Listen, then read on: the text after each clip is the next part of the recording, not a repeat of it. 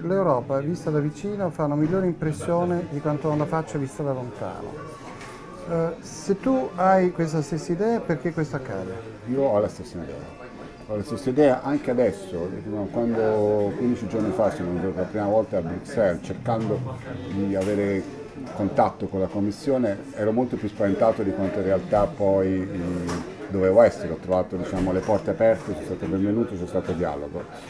Pensavo questi uffici burocratici di Bruxelles come li raggiungo, invece è stato, diciamo, più semplice nel senso umano della parola di quello che pensavo sarebbe stato. Perché in realtà noi abbiamo una concezione della politica ancora molto gerarchica, per cui chi è più alto dovrebbe essere più potente o anche più arrogante.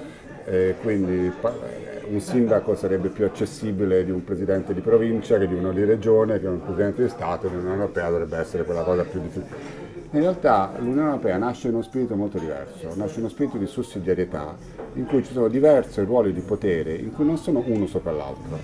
L'Unione Europea nasce come un'istituzione che porta a collaborare entità che tradizionalmente si sono fatte la guerra tra di loro e ha sviluppato quegli strumenti per questa trasformazione, trasformare i giochi di potere negativi in giochi di collaborazione. Che grado di influenza hanno le iniziative territoriali, la società civile nei confronti della politica comunitaria?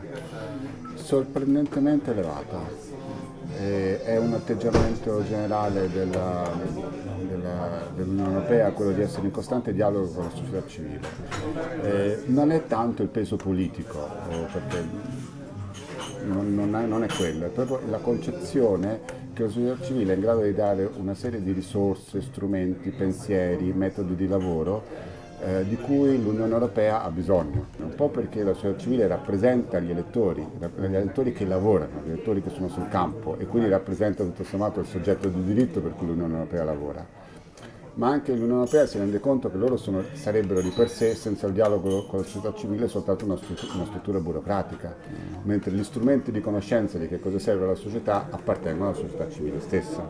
Ecco perché costantemente ogni politica europea è preceduta da loro chiamano una forma di dialogo, in cui i rappresentanti della società civile sono invitati, chiamati, e con cui si fanno i programmi insieme.